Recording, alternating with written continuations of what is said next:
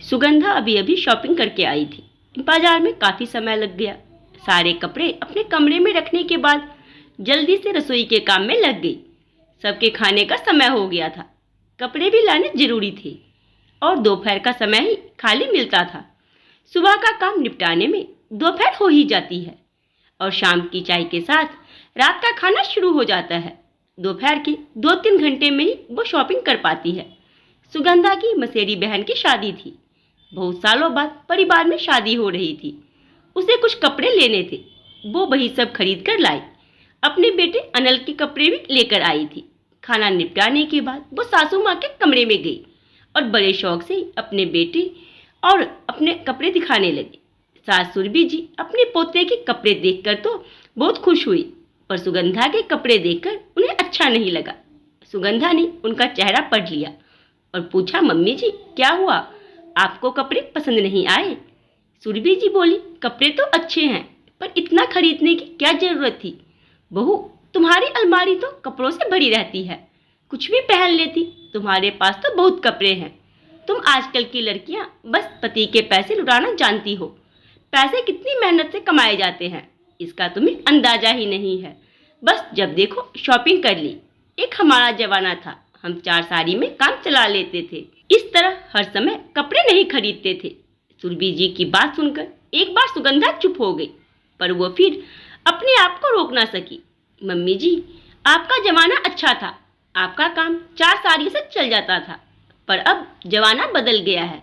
House wife हो या working, शादीशुदा हो या कुंवारी, बच्चे की माँ हो या बिना बच्चे के, सबको अपडेट रहना पड़ता है। केवल 4 साड़ियों से इस जमाने में काम नहीं चलता है।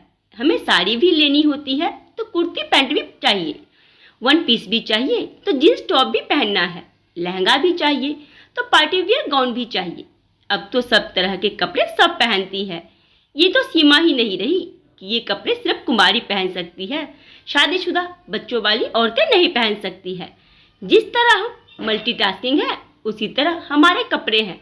समय और जरूरत के हिसाब से हमको सब पहनने होते हैं। हमें रसोई भी संभालनी है तो ड्राइविंग भी करनी है, ऑफिस भी जाना है तो किटी पार्टी में भी जाना है, रिश्तेदारी भी निभानी है तो सहेलियों के साथ समय भी बिताना है, बाजार भी जाना है तो बच्चों के पीटीएम में भी जाना है।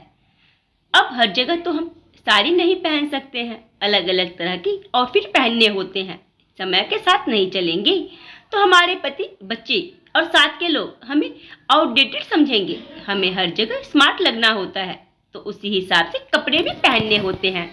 अब घर में ही देख लीजिए, तीज त्योहार में मैं साड़ी पहनती हूँ, कोई रिश्तेदार आते हैं तो मैं दुपट्टे वाले सूट पहनती हूँ, घर में लेगिंग कुर्ती पहनती हूँ, इनके साथ घूमने जाती हूँ तो ये जीन्स टॉप पहनने को बोलते हैं। सहेलियों के साथ 1 पीस में जाती हूँ, बच्चों के साथ कैप्री टी शर्ट पहनती हूँ, रात को सोते समय नाइटी पहनती हूँ। अब वो जमाना गया जब 4 साड़ियों से काम चल जाता था। मुझे तो हर समय पति, बच्चों, घर परिवार, सहेलियों, रिश्तेदारों के हिसाब से और जगह देखकर कपड़े पहनने होते हैं। ना पहनूं तो जगह साई होगी, सब मुझे गवार समझेंगे। और पहनती हूँ ऐसे कपड़े, खरीदती हूँ तो आपको पैसों की बर्बादी लगती है। मैं करूँ तो क्या करूँ? तभी बहुत देर से दरवाजे पर खड़ी सुगंधा की ननद अंदर आती है। मम्मी, भाभी सही कह रही है, हम महिलाओं को अपनी अलमारी में हर तरह की ड्रेस रखनी होती है। सिर्फ साड़ी पहनकर रहे तो लोग कहेंगे कि आजकल कौन साड़ी पहनता है, हमें गवार बहू का तगमा मिल जाएगा। और इस तरह के कपड़े पहने तो अभी सुनने को मिलता है कि बहुत ज्यादा ही मॉडर्न है। मम्मी, ये जो भी भाभी कह रही है ये सब चीजें मैंने भी अपने ससुराल में सही है और मुझे भी कपड़ों को लेकर सुनना पड़ता था।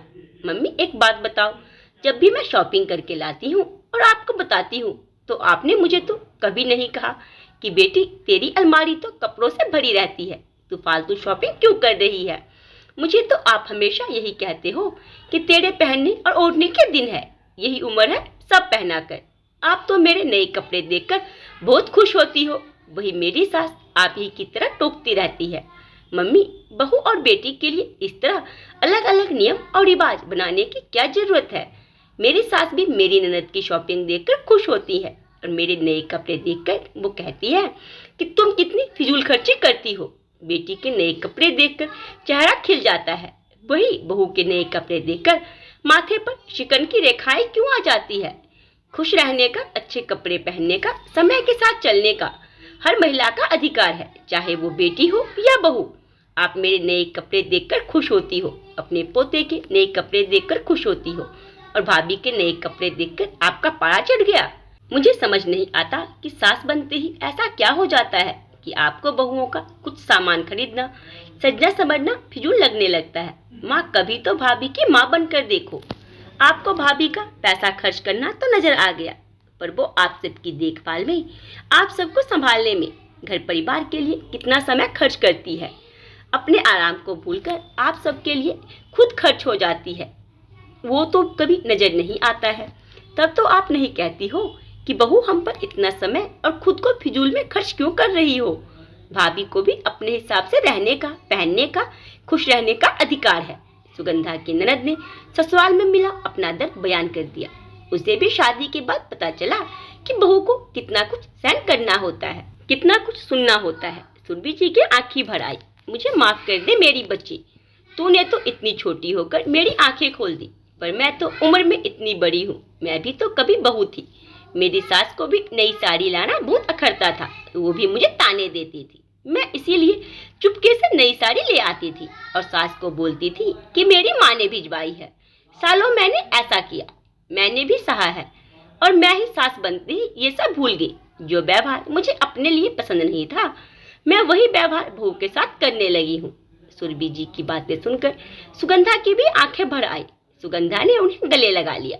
दोस्तों, बहू का काम करना, सेवा करवाना सबको अच्छा लगता है, पर बहू का अपने लिए कुछ खरीदना, नए कपड़े या जेवर लाना ससुराल वालों की आंखों में चुभता है।